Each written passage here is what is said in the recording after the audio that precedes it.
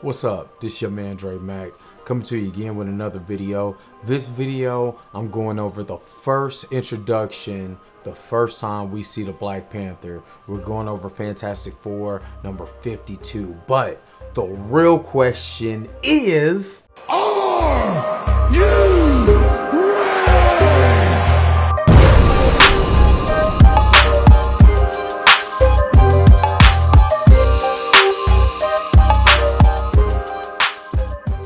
All right, so we're going over Fantastic Four number 52, and this is a comic that I really wanted to go over because I believe this comic is actually so important because it is the first introduction of Black Panther. We actually get to see the idea of the Black Panther. What was the Black Panther when Jack Kirby and Stan Lee created this character, Jack Kirby being the one who penciled him.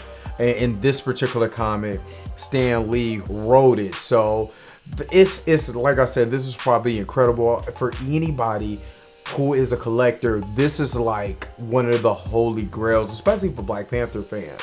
This is one of the holy grails of comics that you can ever get. Very expensive to be able to get, but it is worth it. So let's get right into it. So at the beginning of the comic, you actually see Reed Richards. He's flying in this kind of like a spaceship type of car, and you know the team is asking, Ben and Sue was asking where'd they get this little jazzy flying piece from, and you know Reed says, hey, it's from a Wakandan chieftain.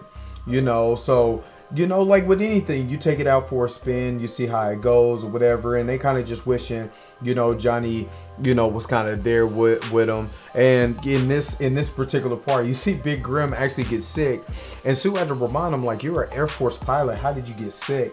Well, you know, when you fly around this snazzy, you know, new jazzy little thing, it might make you sick. So T'Challa invites the Fantastic Four to Wakanda as a guest. Now, the ambassador comes up and he meets them, and he's telling the Fantastic Four that they're going to arrange one of the greatest hunts of all time. And it's funny the way that it's written. They don't get it. They just probably thinking, oh, you know, we're going to Africa. We're going to the jungle of Africa. So they're not even paying attention to the part where he was like, yeah, one of the greatest hunts of all time. So Ben Grimm is shown just getting really sick, and it's kind of funny because, like, again, Ben Grimm being a professional Air Force pilot should not be getting sick from riding in a spaceship. So we're just trying to figure out, you know, what the communication device that this ambassador is using to communicate. And the ambassador actually tells Reed Richards that this is a device that uses like CCW, which is cosmic channel waves, which is funny because that's almost like the waves that cell phone towers give out. They give out, you know, radioactive waves to be able to communicate. And, you know, Stan Lee and Jack Kirby is putting in this comics in the 1960s. So I thought that was actually pretty cool. So the ambassador gives, you know, the message to the chieftain over in Wakanda so they can, you know, hunt the Fantastic Four. Also, they speak to the statue, you know, which is a perfect representation of the Panther guy's boss. So this is the first time you actually get to see the statue of the Panther, which is a representative of the Panther guy. So after pushing a few buttons, you get your first look at T'Challa as the Black Panther.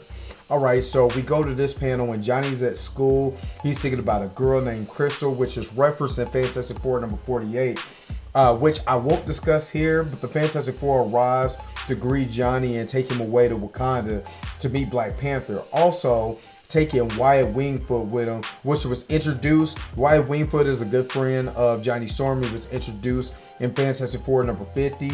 And is a play on Jim Thorpe, a Native American Olympic hero. So I think that's actually pretty cool. Now here we're introduced again to the Inhumans. This is going back a couple of stories ago. And again, I'm not going to go over their particular story because the story is kind of irrelevant to what's going on here. But it is a part of the story. So Karnak, Medusa, and Black Bolt, who are all stuck in behind this unbreakable barrier in the negative zone. They're trying to get out. And this is also where Crystal, who Johnny Storm is actually thinking about, is trapped there too. Also, Black Bolt's brother Maximus is there. So we kind of go from that panel and them trying to get out to go back to the Fantastic Four entering Wakanda. So we finally get the Fantastic Four to enter Wakanda and find it to be a technological marvel, but unlike what it is in the MCU. So T'Challa actually ambushes the Fantastic Four and leaves the thing weak with an electric shock that kind of infects his blood. So the electronic shock, what they're saying is that it goes into the bloodstream, leaving the thing weak. So that's actually kind of cool. You have to think about, you know how intelligent you have to be to get to a rock creature's bloodstream, which, I mean, you know, he turns into a rock, you know, that's the whole thing's big thing when he got the cosmic radiation. But just think about how smart you have to be to even go to that length. So Johnny Storm enters the fight and telling Wingfoot kind of to back off. Johnny Storm gets caught in the fireproof trap. This is showing you the strategist that T'Challa is. So not only was he able to defeat Ben Grimm with just electronic shock, he already had the mind to be able to make sure that Johnny Storm gets in a fireproof place so he doesn't even get out. So Black Panther is talking crazy on how, you know, he's beating them so fast. So after Ben Grimm tries to destroy an electric contraption, Wingfoot had to stop him and let him know, yo, you're dealing with a superior intellect. You know what I mean? You're not dealing with somebody who's stupid. You're not dealing with someone who is, you know, he's on a level with Reed Richards. So you gotta be careful about this guy. He's already put us in a couple of traps already. We just can't just go all willy-nilly just doing something. So after, you know, Wingfoot had to let him know, you know what I'm saying, we need to put our mind together. Black Panther has the members of the Wakanda army actually shoot them with polarity guns that separated the team, so T'Challa can be able to react to each person on each team. And he gets Sue Storm while she's invisible and literally jumps in her force field. Now think about this. Sue Storm was invisible and she made it so she could be able to get to a place where there's enough vibration, there's enough noise so he couldn't hear her breathe. But he actually smelled her out. And I thought that was good. And again, the early Black Panther, we have to understand that the early Black Panther, they were trying to make him actually kind of have powers and nimbleness of a cat. You know what I mean? The smell, kind of like how Wolverine is with the smell and everything.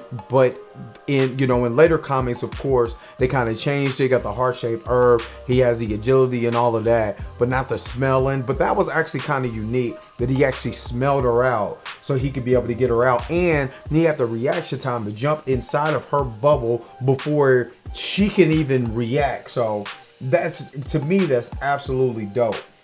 So he gets inside of her force field, and he actually uses a sleep method in his claws to actually put her to sleep. Then Ben is trying to recover. He splashes his face with this fluid, finds out the fluid is there to drain his powers. Black Panther, everybody gives Batman his props about prep time.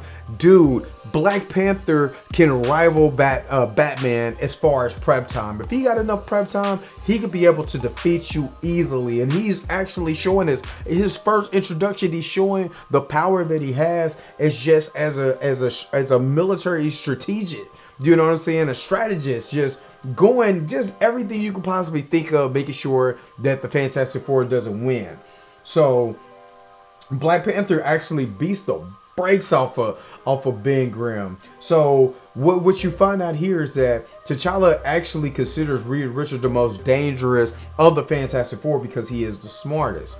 So Wingfoot, you cut back and Wingfoot is fighting a bunch of these ground level soldiers in these guards, and he actually takes out the communication so they can't communicate with Black Panther.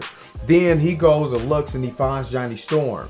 So Mr. Fantastic is getting the brakes beat off of him by Black Panther in the dark. And just when Black Panther was about to claim victory, Johnny Storm comes in along with Stu and Ben to rescue Reed Richards. Wingfoot really is the reason why they actually won because he was actually got rescued. I won't say won because each and every one of them except for Sue got the brakes beat off of him.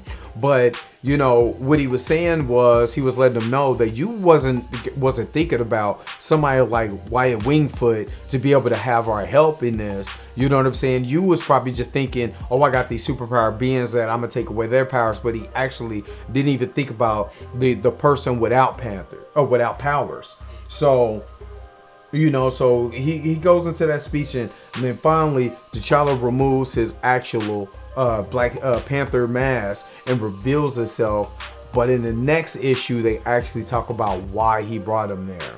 But this is the first introduction of Black Panther. I implore anybody, go read this comic. It's one of the, you know, number 52 and number 53 is one of the best comics that men of all time, because it just shows different elements of intelligence, you know what I mean? And the way that T'Challa came in to make sure to, if he's going to recruit them, can I be able to defeat one of the most famous teams of all times? And he actually proved that with his intelligence, his military smarts, the plan in the head, the think tank.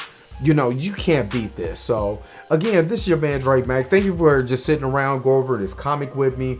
You know, make sure that you like, share, and subscribe to this channel. To this, and I'm going to go over more of these comics leading up to Wakanda Forever. You know, I'm gonna do the first introduction to Shuri. If you want me to do, you know, Black Panther number 53, or I'm sorry, Fantastic Four number 53. Let me know in the comment section if you like this. You know what I'm saying? Again, make sure that you share this with your friends, and I'll come back with it, you know, at another time. Peace and vibe higher to everybody.